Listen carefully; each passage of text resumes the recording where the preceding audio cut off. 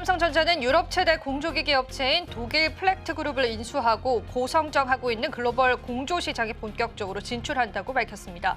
플렉트 지분의 100%를 15억 유로, 약 2조 3,700억 원에 인수하는 계약을 체결했고요. 오늘 관련주들의 움직임까지 이어지면서 계속되는 시장 상승 나타내고 있습니다.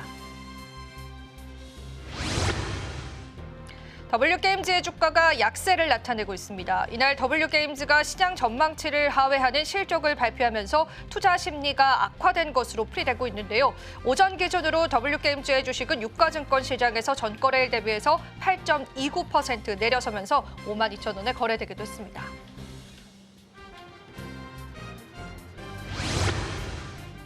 SK하이닉스가 장 초반부터 강세를 나타내고 있습니다. 미중의 무역 갈등이 휴전 국면에 접어들면서 향후 불확실성이 다소 감소했다는 평가가 투자 심리가 회복되는 모양새가 보여주고 있고요. 엔비디아 훈풍까지 더해져서 계속되는 수급 탄력을 나타내고 있다는 분석입니다.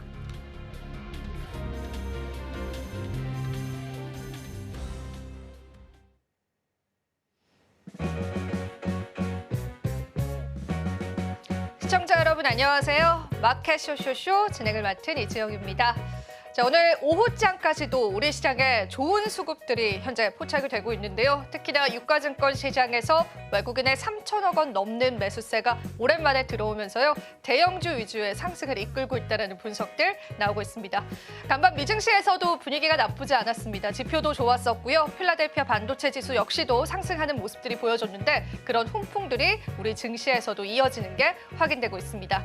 자, 오늘 또 저희가 새로운 전략을 통해서 여러분들에게 투자 팁들 함께 해드릴 예정인데요. 첫 번째 코너부터 소개해드릴게요. 자, 오늘의 뉴치스는요. 장인투자클럽의 이창재 대표님께서 시장을 보는 색다른 시각들 여러분들과 함께 해드릴 예정입니다. 또 저희 방송 유튜브 통해서도 시청하실 수가 있죠. 많은 참여 부탁드리도록 할게요.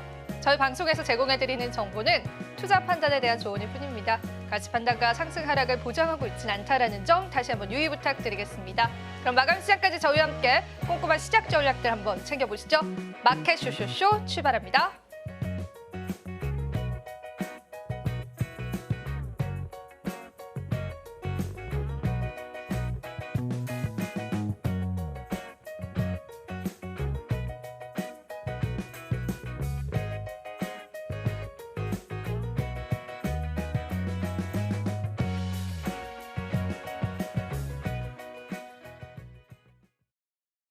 오늘의 마켓 쇼쇼쇼는 이창대 대표님과 함께합니다. 대표님 어서 오십시오. 네, 반갑습니다. 네, 오늘 또 시장 저희 헤드라인 열어보고요. 바로 빠르게 좀 진단을 나눠보겠습니다. 오늘 첫 번째 헤드라인 열어주시죠. 오늘 첫 번째 헤드라인은 압박 수비당하는 러시아다라는 그런 제목을 저희가 선정을 해봤는데요. 일단은 저희가 휴전에 관해서는 계속 얘기를 해봤던 부분이기도 한데 이제는 프랑스 쪽에서도 휴전 압박을 했습니다. 이 부분에 관해서 좀 해석을 해보고 또 시장에 어떻게 전략을 세워보면 좋을지까지도 한번 풀어보겠습니다.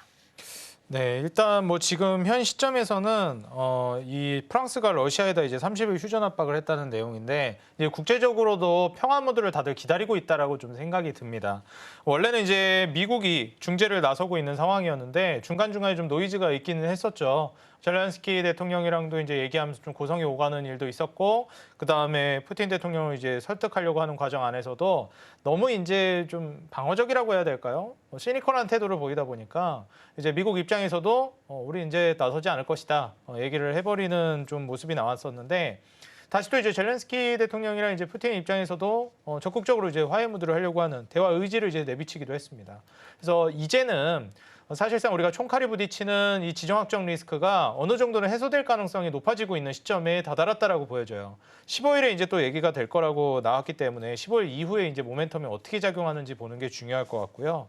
여기서 이제 우리가 주목해 봐야 될 만한 이제 투자 인사이트는 결국 우리가 이제 시장이 상승할 것이냐를 내다봐야 하는데 저는 증시의 장기적인 대세 상승을 가져가기 위해서는 핵심적으로 세 가지가 필요하다고 보는 입장입니다. 첫 번째가 평화, 두 번째가 저물가, 세 번째가 저금리라고 생각합니다. 근데 지금 이미 평화적인 무드는 우리가 굳이 총칼이 부딪히는 것만이 전쟁이 아니거든요. 무역 전쟁, 관세 전쟁 이런 것들도 하나의 금융적인 전쟁이라고 볼 수 있겠습니다. 그렇기 때문에 사실 최근에 이제 이루어지고 있었던 미중 간의 관세 대립 같은 경우에도 하나의 전쟁이라는 카테고리로 볼 수 있었는데 이 부분도 최근에 다들 아시다시피 미국과 중국 간의 이제 관세 협의가 아주 파격적으로 이루어졌습니다. 이 정도면 관세가 거의 초기화되는 수준이거든요. 그래서 이걸 보고 도대체 무슨 딜을 했길래 이렇게 중국을 오히려 더 압박할 줄 알았는데 이렇게 된 건가 이런 이제 의견을 내는 쪽도 많았습니다. 근데 그것도 이제 제가 잠시 후에 좀 쭉 이어서 이야기를 드릴 건데요. 지금 현 시점에서는 가장 중요한 포인트는 이게 1기 정부 때도 마찬가지였고 이번 2기 정부도 마찬가지인데 핵심적으로 생각하고 있는 게 목적이 뭐였냐면 중국의 시장 개방이었습니다. 그러니까 중국은 다른 나라들에서 기술도 이제 가져오고 뭐 미국이 표현을 빌리자면 훔치고 기술도 가져가는데 거기다가 이제 돈도 벌어가고 근데 중국 가서 돈 벌려고 하면 다 장벽 세워가지고 막아버리고 자기들만 내수를 차지하려고 하니까 너희만 우리나라 가서 돈 벌어가고 왜 중국 가서 돈 버는 거 못하게 하냐 이제 이런 포지션이 좀 컸습니다. 그래서 투자 너희 할 수 있게끔 다 시장 열어줘라 이런 게 이제 그때 트럼프 1기 정부 때부터 압박을 했던 부분입니다. 근데 이게 사실 그때 당시 무역 전쟁할 때도 그렇고 핵심이 이거였거든요. 우리가 뭐 진짜 성격이 파탄난 게 아닌 이상 뭐 중국이 이제 잘 나가는 걸 너무 싫다. 우리가 같이 못 나가도 되니까 중국 안 됐으면 좋겠다. 이런 생각하는 게 상식적으로 말이 안 되잖아요. 그러니까 이제 패권을 뺏기는 게 두려웠던 건데 패권을 뺏기지 않으려면 결국 중국이 성장할 때 거기 자본을 투입해서 같이 성장하면 됩니다. 그래서 이제 자본을 투입하려고 그러는데 뭐 우리나라만 하더라도 어떤가요? 한한령 걸어버리면서 중국 가서 돈 못 벌게 했잖아요. 그래서 이런 포인트들을 이제 다 개방해 달라는 겁니다. 그래서 이러한 부분들이 최근에 이제 트럼프 언급을 통해서는 합의가 됐다고 얘기했거든요. 그러면 중국 시장이 이제 개방이 된다는 것이고 관세로 인해서 지금 물가 충격이나 경기 충격이 있을 거라는 이야기들이 있는데 저는 중국 시장이 활짝 개방이 돼버린다고 하면 아마 관세를 뛰어넘는 글로벌적인 이제 확장성을 투자 시장에 있어서 좀 보여줄 수 있지 않을까 기대해 볼 수 있는 포인트가 좀 많다라고 보고 있습니다. 일단 미국과 중국의 무역 합의 자체가 시장이 긍정적으로 받아들일 수 있는 요인은 상당히 많습니다. 전반적인 경기 회복에 관한 시그널로도 해석이 되기 때문에 우리가 또 시장에서의 성장을 기대해 볼 수 있다라는 그런 이점들도 있죠. 일단 저희가 오늘의 뉴스 자체는 그 재건에 관한 테마로 좀 엮어볼 수가 있을 것 같습니다. 종전 기대감이 좀 있죠. 여기서 체크해볼 포인트는 최근에 그 방산주들이 그렇게 좋진 않았잖아요. 물론 이제 오늘 하나 에어로스페이스가 2% 상승하긴 하지만 어제 좀 낙폭이 크기도 했었고 이게 재건 기대감이 솔솔솔 들어오면서 방산주 쪽에 관한 수급이 좀 빠졌다라고 해석을 해도 괜찮을까요? 이제 방산 쪽은 여전히 강할 것 같기는 한데 이전만큼의 강세를 이어가기는 쉽지는 않을 것 같습니다. 근데 이제 아무래도 재건 관련된 모멘텀은 앞으로 본격적으로 좀 나오지 않을까 기대가 돼요. 뭐 앞으로도 우리가 기대해 볼 수 있을 만한 포인트라고 한다면 이게 중간에 좀 삐끗할 수 있긴 하겠으나 이제 금리 인하 사이클이랑 좀 비슷하게 볼 수 있을 것 같아요. 결국 장기적으로는 어차피 금리 인하 할 거거든요. 평화도 마찬가지입니다. 벌써 전쟁한 지가 얼마나 됐나요? 엄청 오래됐거든요. 그래서 사실 처음에 러우 전쟁 한다고 했을 때는 이게 전쟁으로 인해서 시장이 타격을 많이 받았었어요. 뭐 전쟁, 뭐 지정학적 리스크 터지면서 중간중간 이슈 터질 때마다 막 시장 좀 무너지기도 하고 뭐 방산주 뛰고 이랬는데 이게 이슈라는 것도 뭐라고 해야 될까요? 좀 휘발성이 있어요. 그래서 너무 많이 그 재료가 노출돼 버리면 그 다음부터는 그 재료가 노출돼도 시장에서 반응을 잘 안 합니다. 그래서 요즘에는 이제 지정학적 리스크 전쟁에 대해서도 시장에서 그다지 좀 반응을 많이 안 하고 있다라고 저는 보여져요. 그리고 이제는 평화 무드가 이제 나오다 보니까 평화 무드 관련된 이슈는 어떤가요? 그동안 잊혀졌던 이슈, 그리고 시장에 반영을 못하고 있었던 이슈잖아요. 그러다 보니까 굉장히 민감하게 흡수해 버립니다. 평화 관련된 무드 이야기가 나오게 되면 즉각적으로 이제 종목들이 튕겨 올라간다든지 이러한 이제 반응을 보여줄 가능성이 있고 다시 말해서 시장 영향력이 평화라는 키워드가 이 전쟁이라는 키워드보다 더 강력하게 작용할 거예요. 중간중간 뭐 전쟁 관련된 리스크가 다시 터지는 거 아니냐 이런 얘기도 있겠지만 그게 우리가 예상하는 것만큼 시장의 영향이 크지 않을 것이다. 근데 평화 관련된 이벤트는 클 것이다. 그럼 이제 재건 관련된 종목으로 제가 여기 서울경제에서도 말씀드렸던 초반에 전진건설 로봇 같은 경우에도 최근에 이제 주가 조정이 어느 정도 나와줬었거든요. 근데 이제 우리가 재건대장이라고 얘기하는 뭐 SY 스틸텍이라든지 이런 전진건설 로봇, 콘크리트 펌프카 기업들 같은 경우에는 이미 북미 시장에서도 점유율 2위, 과점 사업자기도 하고요. 그다음에 재건 때문에 이번에 그 투자도 좀 밀어놨어요. 그래서 재건이 실시되게 되면 전진건설 로봇 같은 경우는 북미 시장뿐만 아니라 그다음에 재건 사업에도 적극적으로 참여할 걸로 기대되고 결국에 이제 종전이 되게 되면 단순히 재건뿐만 아니라 억눌려 있던 인프라 투자 수요가 올라가게 됩니다. 거기에서 이제 우리가 콘크리트 펌프카 수혜도 노려볼 수 있겠지만 이건 이제 뭐 전진건설 로봇만의 이야기는 아니죠. 뭐 우리가 HD 현대그룹주인 HD 현대건설기계라든지 HD 현대인프라코 이런 기업들도 이제 적극적으로 수혜를 받을 걸로 기대되고요. 그리고 북미 시장에서 좀 두각을 드러냈는데 주목을 비교적 못 받았던 이 두산바켓 같은 경우에도 건설기계 대표 종목군으로서 한번 시세가 나온다라고 했을 때 두각을 드러낼 수 있겠다 예상이 되고 있는 시점이라 우리가 이제 재건뿐만 아니라 향후 인프라까지 내다본다라고 하면 이 건설기계 관련된 종목들 위주로 한번 눈여겨보시고 더 나아가서는 최근에 이제 시멘트 종목들도 서서히 올라오고 있거든요. 그래서 시멘트 관련된 종목들과 건설주도 같이 좀 보시면 좋겠는데 제가 하나 좀 주의를 드리고 싶은 건 건설주는 대형 건설사 위주로 좀 보시는 걸 권장드리고 싶습니다. 네, 우리가 확장시켜서 건설주까지의 모멘텀들을 확인해 볼 수 있었습니다. 일단은 이제 종전 기대감들 시장에 계속 반영될 거기 때문에 여러분들 이쪽 섹터 한번 주목해 보시면 좋겠습니다. 자, 오늘 첫 번째 뉴스는 여기서 마무리해 보고요. 두 번째 뉴스 브리핑도 이어가 보도록 할게요. 자, 오늘 두 번째 뉴스 살펴주시죠. 자, 오늘의 두 번째 뉴스입니다. 일단 대기업이 로봇 사업에 진출을 했다라는 거는 이제 처음 접해보는 그러한 또 이야기들은 아닌데요. 일단은 두산이 피지컬 AI 전담 조직을 신설했다는 소식들이 또 들려오기도 했고 그 외에도 로봇 개별주들의 그런 움직임들이 좀 많이 들려옵니다. 뉴욕 증시에서도 그렇고요. 그래서 로봇주들이 최근에 또 강세를 나타냈던 부분이 있었는데 지금 현재 시점에서는 어떻게 바라볼 수 있는지 한번 점검을 받아보겠습니다. 네, 일단 뭐 로봇 같은 경우에는 대기업들이 투자를 할 수밖에 없다고 저는 생각해요. 뭐 일단 아무 대기업이나 그렇다라는 건 아니고 대기업 중에서도 이제 인적 인프라가 굉장히 중요한 기업들이 있습니다. 예를 들면 소프트웨어 기업들 같은 경우에도 있죠. 뭐 오픈 AI라든지 네이버라든지 카카오라든지 그 인적 자본이 되게 중요한 기업들이 있어요. 이런 쪽들은 사실 제가 보기에는 이 로봇 사업이 물론 확장이야 되겠지만 소프트웨어 쪽으로 좀 확장이 될 것이고 인력을 대체한다라는 개념으로 이제 받아들여지진 않을 거라고 봅니다. 뭐 장기적으로 봤을 땐 그러겠지만 당장은 그렇다고 봐요. 근데 당장에 이제 로봇이 투입돼 가지고 빨리 이게 수익성으로 연결이 돼야 되는 업종들이 있습니다. 그게 뭐냐면 제조업들이에요. 지금 말씀드렸던 두산이라든지 삼성, LG, 뭐 SK 이런 기업들이 다 어떤 기업들이죠? 제조업으로 유명한 기업들이에요. 어떤 산업이냐면 뭐 더 나아가서 현대차 같은 경우에도 그렇고요. 뭐 자동차, 반도체, 그다음에 뭐 배터리 이런 것들이 이제 유명한 기업들이란 말이죠. 그다음에 뭐 전자제품 이런 것들은 공장에서 이제 제조를 해가지고 만들어내야 되는데 제가 이전부터 말씀드렸듯이 이 임금 인플레이션이라는 것이 가장 마지막에 그리고 가장 강력하게 불어옵니다. 우리가 직전 금리 인하 사이클에서는 이 배터리 관련된 종목들, 2차 전지 관련된 종목들이 올라갔었는데 그때 당시에 금리 인하 사이클에 워낙에 저금리로 가다 보니까 물가가 말도 안 되게 올라버렸죠. 근데 그때 물가가 올라갔던 것들의 이제 후폭풍이 임금 인플레이션으로 이제 닥치려고 하고 있는 시점이에요. 이번 인하 사이클은. 그렇기 때문에 이제는 더 이상 사람을 쓸 수가 없다. 그리고 이제 공장이라든지 이런 부분들도 미국이 리쇼어링 정책을 펼치고 있고 공장을 지금 재편하고 있는 과정이잖아요. 그러면은 그 인건비 비싼 데서 어떻게 생산을 하겠습니까? 감당이 안 됩니다. 수익성이 뚝뚝 떨어져 버려요.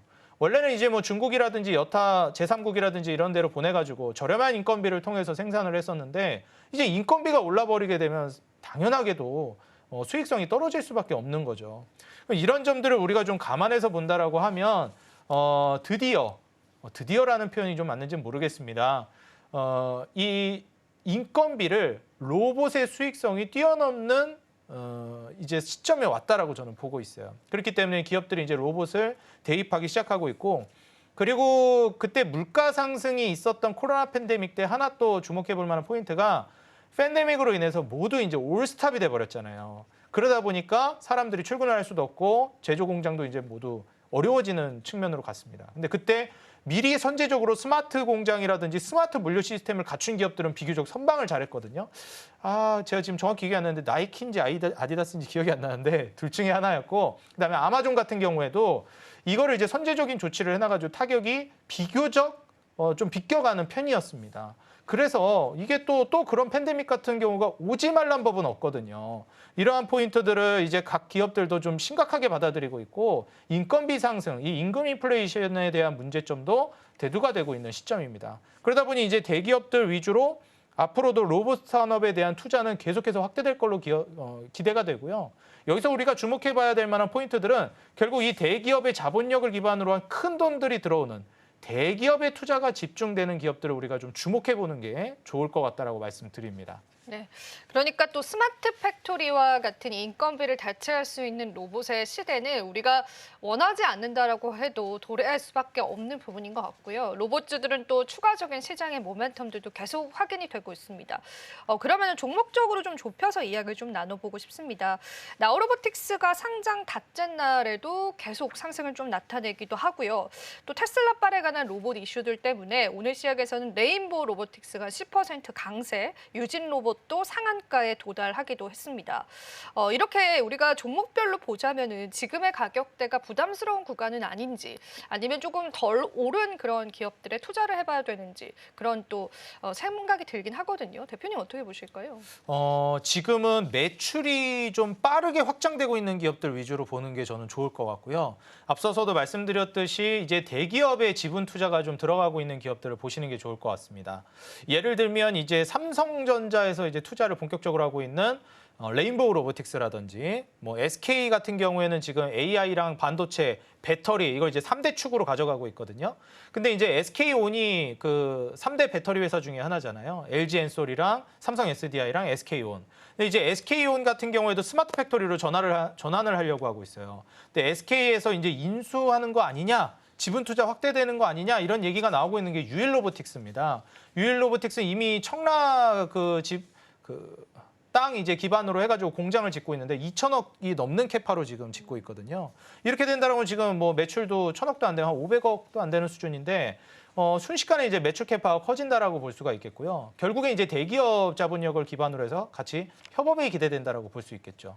뿐만 아니라 이제 LG전자에 지분 투자가 들어가 있는 LG전자가 2대 주주로 있는 로보티즈 같은 경우에도 강세를 띌 가능성이 높은 우리가 이제 그 휴머노이드 로봇이라고 하면은 액추에이터 쪽이 중요한데 그 액추에이터 쪽 사업을 진행하고 있는 기업이죠. 그래서 LG의 이제 로보티즈, 삼성의 레인보우 로보틱스, SK 유일 로보틱스 이런 기업들뿐만 아니라 뭐 두산 로보틱스라든지 그다음에 같은 이제 액추에이터 휴머노이드 수혜를 받는 하이젠 RNN 같은 경우에도 수혜를 받을 가능성이 좀 높은 기업들이고요. 그리고 최근에 이제 그 로봇 트렌드를 놓고 봤을 때는 어떤 쪽이 좀 두각을 받고 있냐면은 의료 로봇 쪽이 좀 강세를 많이 보이고 있어요.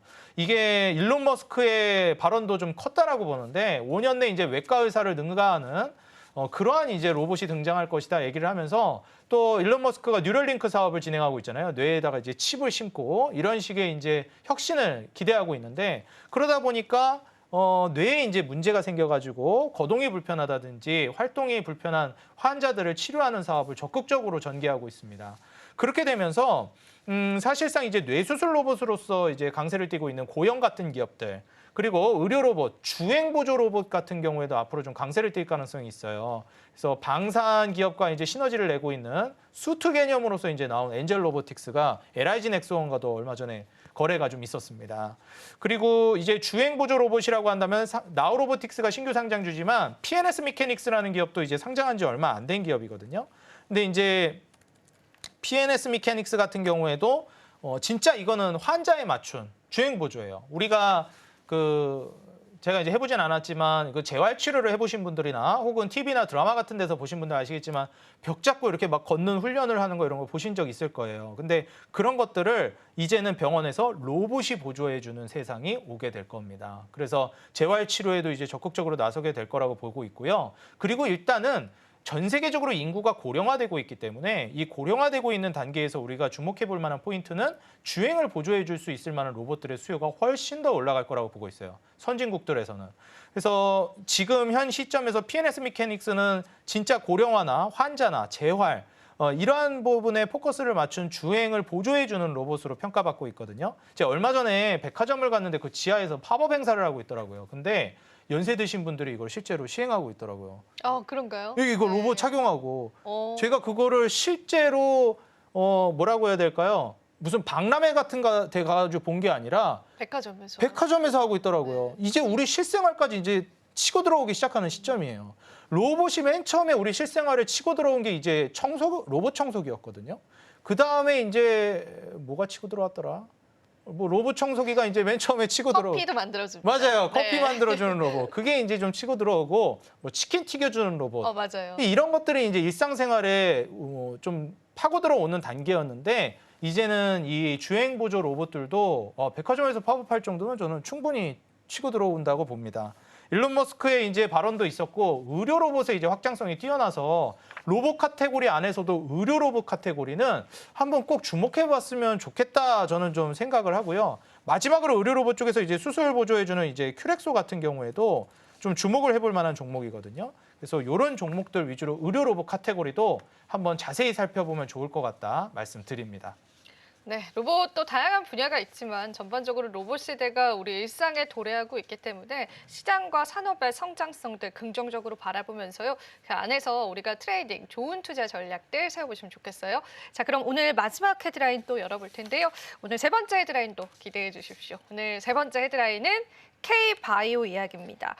이 이야기를 안 할 수가 없을 것 같습니다. 주가적으로 봤을 때 삼성바이오로직스가 오늘 시장에서는 1%의 상승을 보여주고 있기는 한데 일단은 K-바이오 최근에 위기감이 왔다. 트럼프 행정명령으로 인해서 약가 인하 정책으로 인해서 이런 거 나오고 있고 또 관세가 곧 발표가 될 거잖아요. 네. 잠재 리스크도 좀 안고 있다라고 보여지긴 하는데 일단은 어떻게 보세요? 긍정적으로 보세요? 부정적으로 보세요? 이게 뭐 사실 이런 말씀을 드리면 너무 가볍게 생각하는 거 아니냐 할까 봐 언급은 안 하는데 저 개인적으로 말씀드리자면 뭐 저는 그렇게 뭐 신경 쓸 만한 이벤트 아니라고 봅니다. 문제될 건 없다, 크게. 네, 문제될 건 없다고 보고요.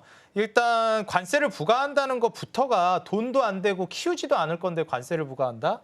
그럴 일은 없다고 봅니다.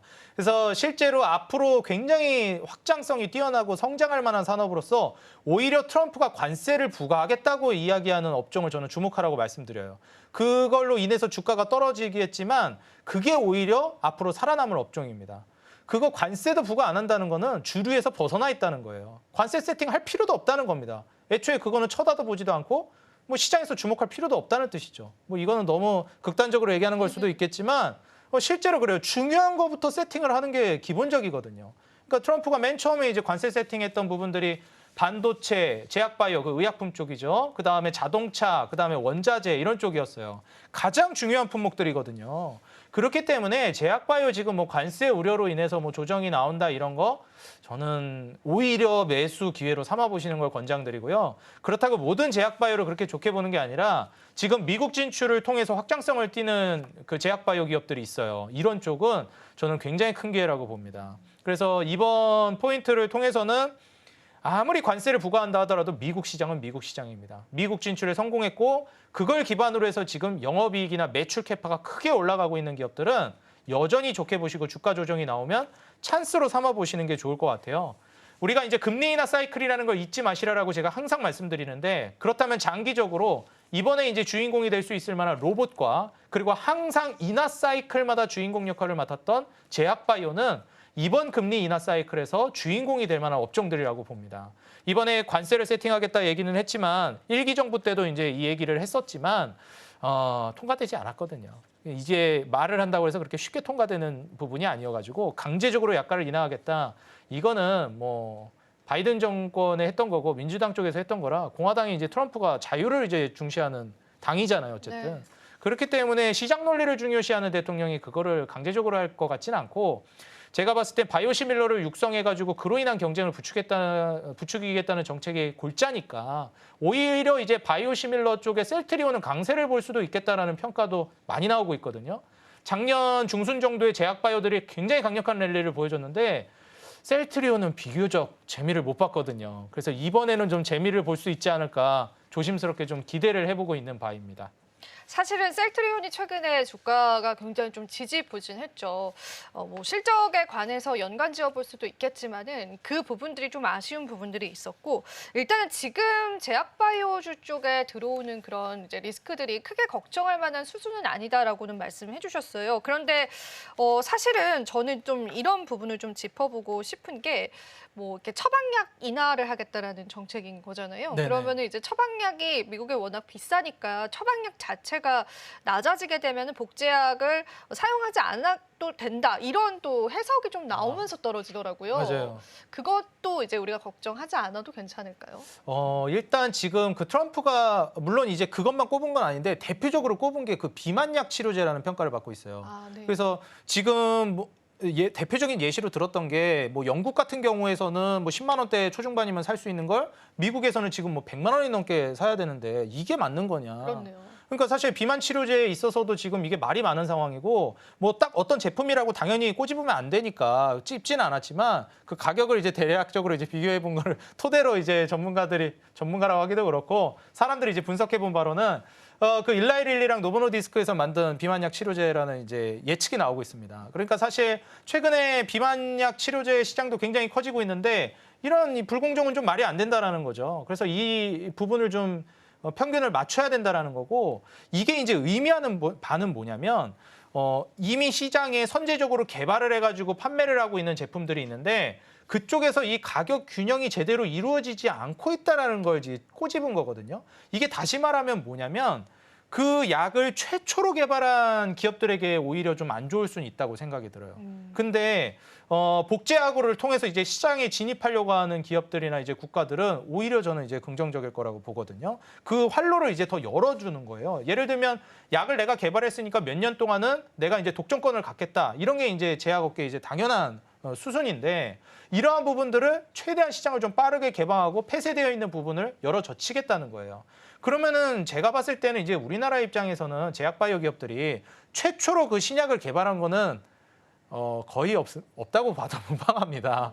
그래서 저는 오히려 이제 좀 수혜를 받을 만한 기업들이 대부분이 되지 않을까 이렇게 좀 예상을 하고 있는 바라 이러한 포인트들에서는 이점으로 좀 작용할 수도 있지 않을까 생각을 하고 혹시라도 이제 플랫폼 사업 기반으로 해서 알테오젠이 그 피하 주사 제형으로 변경하는 거에 대해서 지금 아무래도 좀 먼저 앞서 나가는 포인트들이 있기 때문에 좀 타격이 더 클 수 있지 않을까에 대한 우려도 나오고 있기는 해요. 근데 이 부분 역시도 저는 시장의 이제 환경을 침해하거나 뭐 특정 기업들의 이제 수익성을 대폭으로 이제 낮추는 그런 과정으로 갈 거라고 보지는 않습니다. 그래서 오히려 지금 과정에서 그런 기업들의 이제 주가 낙보, 이익이 크게 나오고 있는 기업들임에도 불구하고 주가가 이제 조정이 많이 나온다라고 하면 절호의 찬스라고 보고요. 얼마 전에 제가 원전도 한번 언급을 드린 적이 있어요. 이거 취소되는 거 아니냐. 체코 원전도 난리 났었잖아요. 네. 지금 신고가 쓰고 있습니다. 그러니까 사실 이런 개별적인 이벤트에 너무 매몰되지 마시고 이 흐름 자체가 원전은 지금 세계적으로 수요가 폭발적으로 늘고 있잖아요. 그거 하나 취소된다, 동결된다. 물론 타격이 있지만 대세엔 지장 없다는 거예요. 그래서 제약바이오도 금리 인하 사이클을 잊지 않으신다면은 저는 대세에는 지장은 없다고 보는 입장입니다. 전반적으로 긍정적인 제약주들의 뷰를 확인해 볼 수 있었는데 그러면 이제 종목적으로 좀 접근을 해볼게요. 앞서서도 이제 셀트리온 언급을 해주셨는데 오히려 실적은 굉장히 잘 나온 게 확인이 됩니다. 그 영업이익률 자체가 1년 전보다 860% 급증을 했는데 주가가 왜 이렇게 못 갈까라는 생각이 좀 들기도 해요. 어떤 원인이라고 생각을 하세요? 뭐 역시 이제 그 관세 발표가 아직은 그래도 되지는 않았으니까 거기에 대한 불안감이 있다고 봅니다. 처음에 이제 4월 초에 트럼프가 이제 국가별 관세를 부과한다고 이제 딱 했을 때 그 전부터도 불안했고 그 국가별 관세를 발표하는 그 4월 초에도 시장이 크게 무너졌었잖아요. 그리고 각종 이제 업종들도 관세 발표 직전부터 해서 관세 발표할 때까지 많이 흔들렸습니다. 떨어지기도 했고요. 당연히 제약바이오도 1차적으로 그런 구간을 거칠 거라고 지금 시장은 예상하고 있고 그러다 보니까 투자 시장에 있어서 악재보다 그러니까 뭐 제일 큰 악재라고 볼 수 있는 게 불확실성이거든요.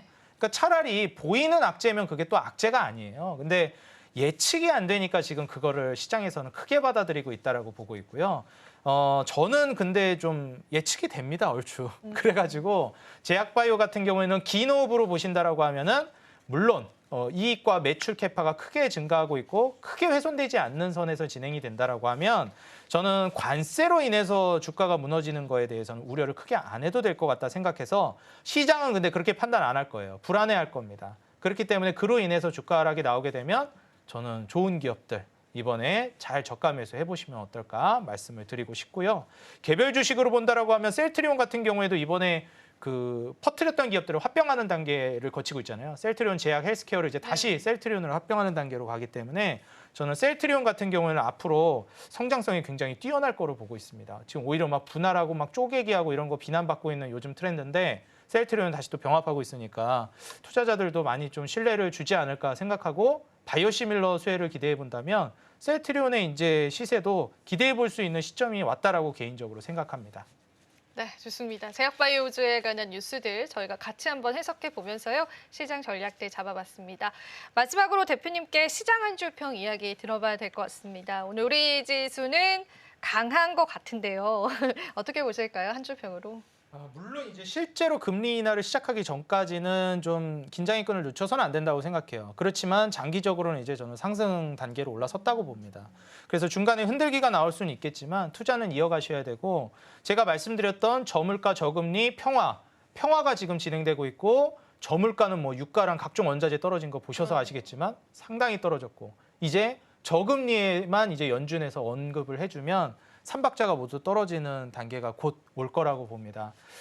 이번에 크게 돈을 벌 수 있는 시장이 앞으로 연출될 거라고 보여지니까요. 혹시라도 삐걱대는 이벤트로 시장이 급락한다 하더라도 겁먹지 마시고 제대로 된 기업이라면 오히려 더 공격성을 띠시라고 말씀드리고 싶습니다. 네, 좋습니다. 오늘 시장 한 줄평까지도 대표님과 이야기를 나눠봤습니다. 좋은 전략들 되셨기를 바라고요. 대표님 오늘도 좋은 말씀 고맙습니다. 네, 감사합니다.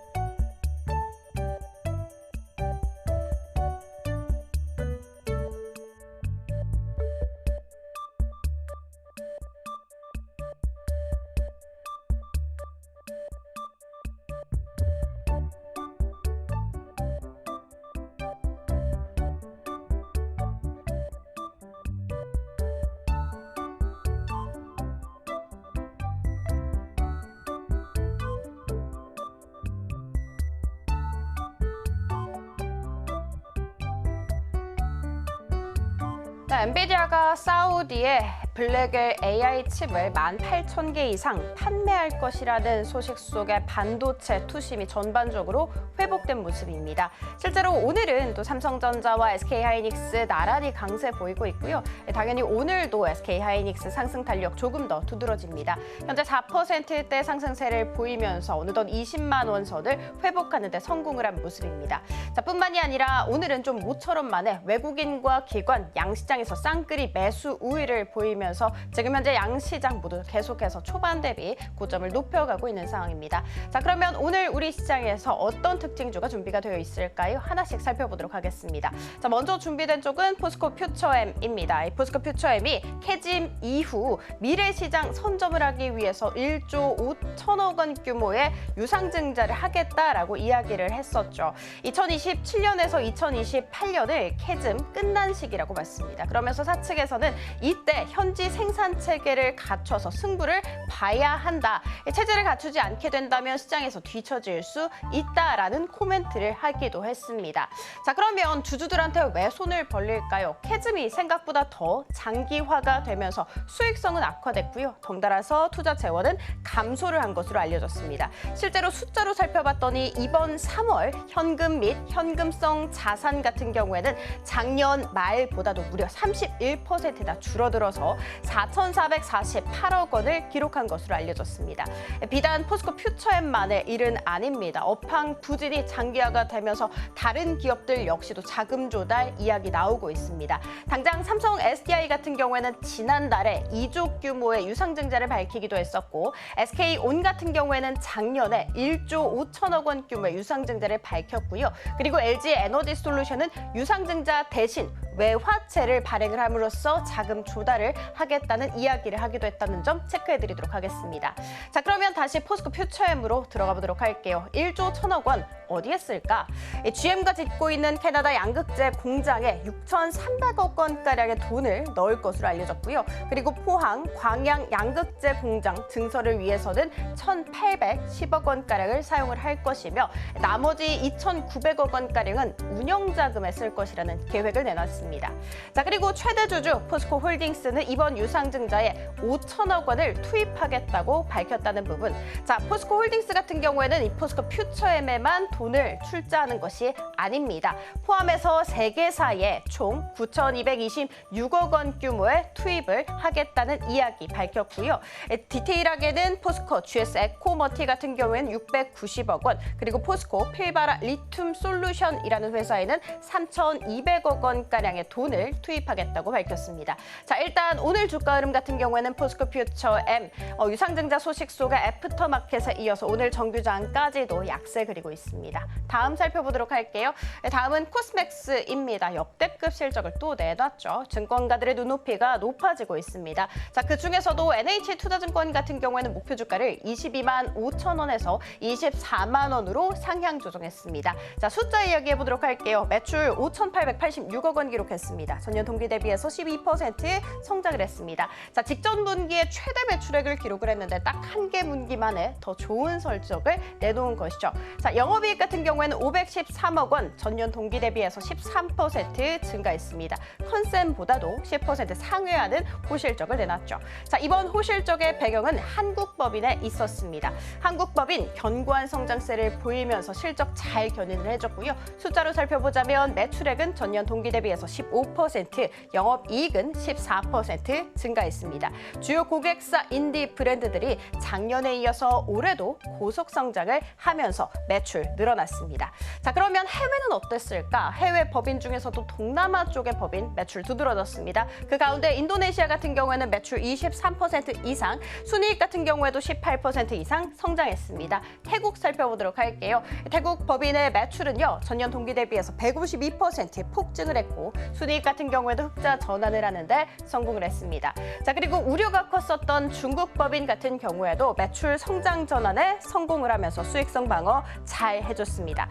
자, 앞으로가 중요하겠죠. 사측에서는 연간 생산 가능 수량, 그러니까 캐파를 더 확대를 해서 이 실적 상승 흐름 쭉 이어가겠다라는 다짐을 내놨습니다. 디테일하게는 국내 공장 전년보다도 30%가량 늘어난 10억 개 이상의 캐파를 확보하겠다라고 이야기를 했고요. 해외 공장 같은 경우에도 증설을 통해서 원래 31억 개가량의 캐파였는데 이 캐파를 더 늘려서 올해는 33억 개까지 확대를 하겠다라는 이야기했습니다. 자, 일단 오늘 주가 흐름 두 자릿수 안팎의 강세 보이고 있습니다. 자, 그리고 다음 살펴보도록 하겠습니다. 롯데케미컬이고요. NH투자증권에서 목표 주가 하향했습니다. 7만 원에서 6만 5천 원으로 눈높이를 내려잡았어요. 자, 일단 실적 좋지 않았습니다. 4조 9천억 원가량으로 전년 동기 대비해서 3% 줄어들었고 영업이익 아니고 손실입니다. 손실 1,266억 원 기록하면서 컨센서스에는 좀 부합을 했지만 문제는 이겁니다. 2023년 4분기부터 무려 6개 분기 연속으로 적자를 면치 못하고 있는 상황. 자, 이번 성적에서는 기초화학 부문 영업 적자 1,000억 원 넘어서면서 실적을 좀 전반적으로 끌어내렸습니다. 자, 그렇지만요, 연초에 유가가 좀 강세를 보였죠. 그 영향으로 인해서 적자 폭은 그래도 축소가 된 것으로 알려졌습니다. 자, 앞으로는 어떻게 될까요? 2분기 살펴보도록 하겠습니다. 2분기에는 유가 하락으로 인해서 적자 폭이 조금 더 올라갈 것이라고 하고 있습니다. 자, 숫자로 살펴봤더니 영업 손실 1,345억 원, 영업이익률은 2.8% 정도로 전망하고 있습니다. 자, 그리고 증권가에서는요, 신규 증설 확대 등, 그리고 또 확대에 따른 저조한 설비 가동률 등 이런 다운사이클이 앞으로도 더 장기화될 것이라는 전망 내놨습니다. 말레이시아 자회사 같은 경우에는 시황 부진을 고려를 해서 또 일부 설비 가동 중단을 밝히기도 했는데, 따라서 올해 가동률 가이던스는 원래 50에서 한 55%가량이었는데 이것이 45에서 50%가량으로 하향 조정됐습니다. 자, 오늘 주가 흐름 같은 경우에는 6% 안팎의 약세 그리고 있습니다. 다음 살펴보도록 할게요.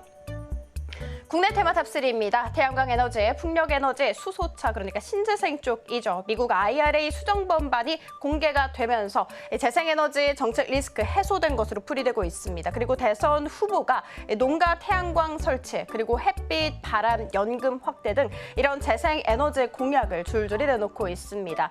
정책주로도 엮이면서 오늘 강세 잘 붙고 있고요. 이 세 종목 모두 다 10% 안팎의 강세 이어가고 있습니다. 다음 살펴보도록 하겠습니다.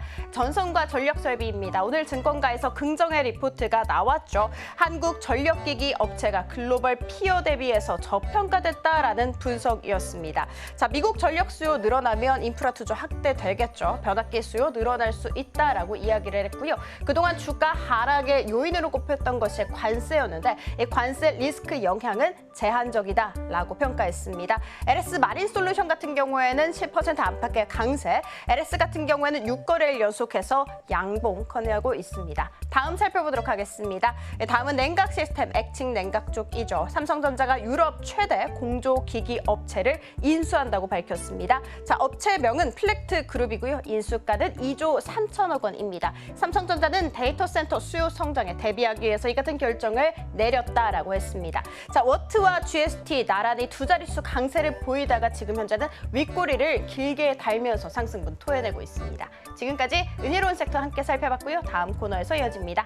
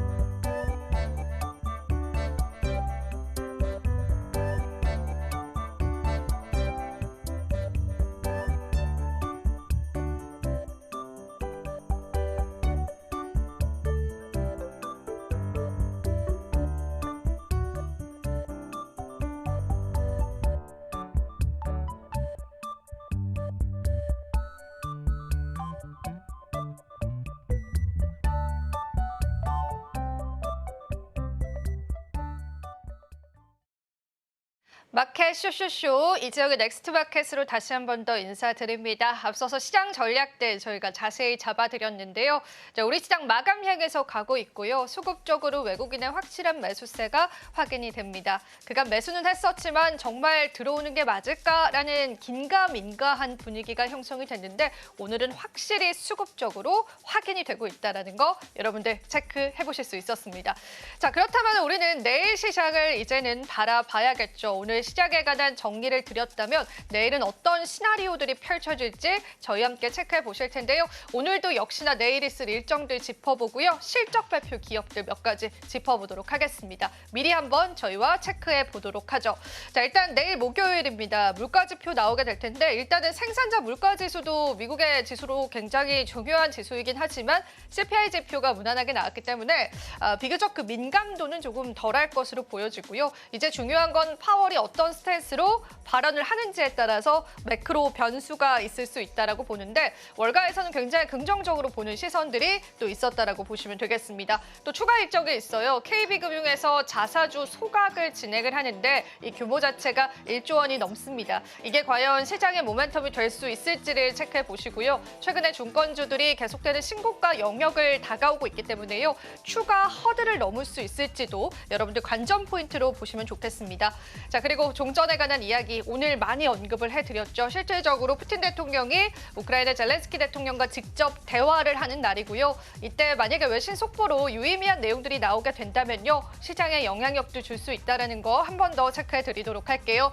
실적 발표 마무리되어 갑니다. 이번 주에 대부분의 실적 발표가 끝나고 나면은 실적 시즌 이제 종료가 될 텐데요.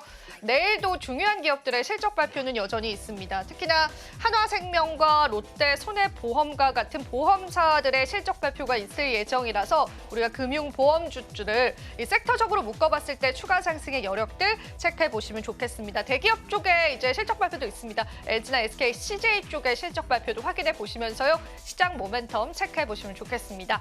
자, 오늘 넥스트마켓 주제 열어볼까요? 오늘은 제목 자체는 돌아온 외국인가요? 그런 외국인의 환경 속에서 증권가의 기대주들 같이 한번 살펴보면 좋을 것 같습니다. 일단은 외국인 수급 다시 한 번 더 좀 짚어드리도록 할게요. 오후장까지 집계치들 넣어봤습니다. 일단 4월 달까지 11조 원의 순매도를 했었던 건 우리가 3월 마지막 날에 공매도가 재개되면서 외국인 쪽에서 이제 공매도 물량들이 좀 많이 나온 것으로 해석이 됐습니다. 그리고 굉장히 큰 폭으로 순매도했던 게 확인이 됐죠. 근데 5월 달 들어서는 외국인은 확실히 그 스탠스를 변화했습니다. 자세히 한번 살펴보자면 일단은 5월 달 들어서 현재까지는 5,400억 원의 순매수세를 보여주고 있는데 오늘 장마감 집계가 좀 잘 된다면은 대략 1조 원가량의 순매수도 될 수 있을 것 같습니다. 끝까지 체크해보시면 좋겠고요.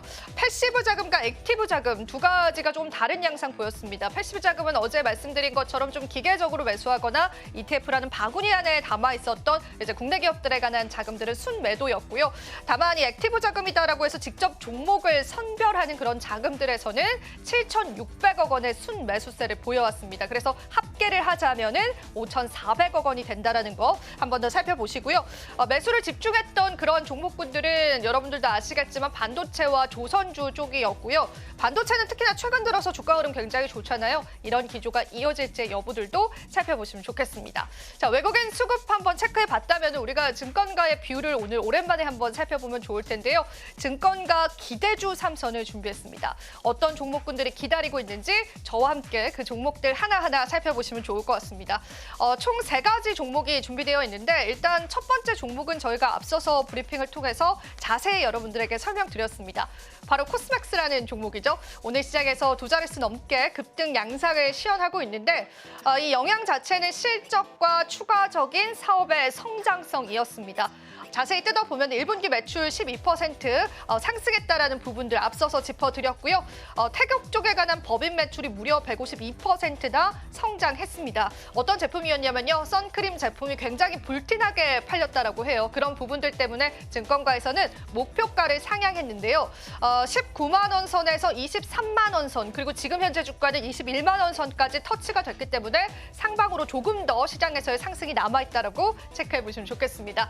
나머지 2가지 종목들 자세히 한번 뜯어볼게요. 증권가에서는 어떤 뷰들 가지고 있을까요? 두 번째 기업은 바로 신세계였습니다. 대표적인 유통주 중에 하나죠.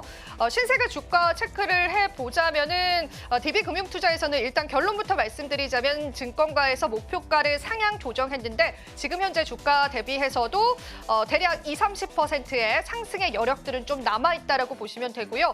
실적부터 좀 체크를 해보자면은 최근 들어서는 이제 실적 자체는 마이너스 18%를 기록을 했습니다. 근데 실적 바닥이 좀 확인이 됐는데 그 이유 중에 하나는 면세 사업이었습니다. 현대백화점이 시내 면세점을 7월 달에 폐점을 하게 되고 롯데 면세점 역시도 매장을 축소했습니다. 그러니까 지금 신세계 면세점만 온전하게 남아있다라고 증권가에서는 보고 있습니다. 이 부분을 굉장히 긍정적으로 보고 있으면서 면세 사업에 있어서 점유율을 확대해 나갈 수 있을 것이다라고 보는 뷰였습니다. 그래서 그 때문에 이번 영업이익은 마이너스 18%를 나타냈지만 하반기에는 실적을 조금 반등시킬 수 있을 만한 요인이 있다라고 보고 있는 거죠. 그리고 최근 들어서 이제 국내로 들어오는 중국인과 또 일본인 추가적인 외국인 관광객들이 많아지고 있는 상황에서 면세 사업에 관한 점유율을 확대시켜 나간다면 이번에 실적이 앞으로 좀 좋아질 것이라고 보는 그런 뷰였습니다. 그래서 실적 바닥을 확인하면서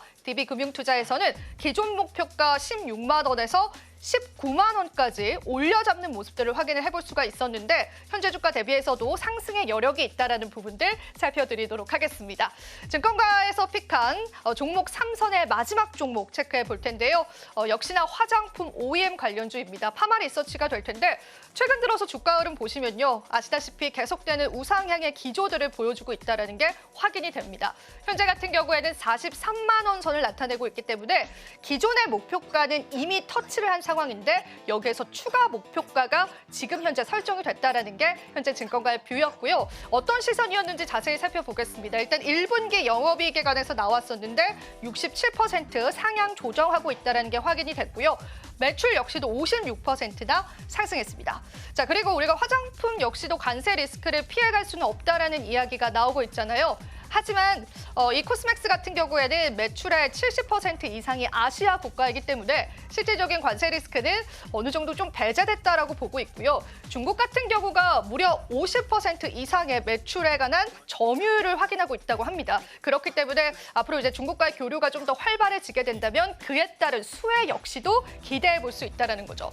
파마 리서치 같은 경우에는 리쥬란이라고 하는 그런 제품이 굉장히 좀 대표적인 제품인데요. 많은 사람들이 리쥬란을 막기 위해서 한국에 의료 관광을 온다라고 할 수 있을 만큼 추가적인 매출 상승 기대된다라고 보고 있고요.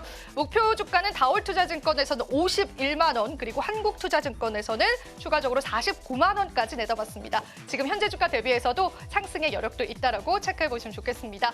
자, 오늘은 저희가 증권가의 시선에서 또 시장에서 주목받을 만한 기업들 하나하나 체크를 해드렸는데요. 이 또한 여러분들이 투자 전략으로 가져가 보시면 좋겠습니다. 또 저희 방송 제공해드리는 정보는 투자 판단에 대한 조언일 뿐입니다. 가치 판단 상승하락 보장하고 있지 않다라는 점 유의 부탁드릴게요. 저는 2부에서 다시 찾아뵙겠습니다. 시청해주신 여러분 고맙습니다.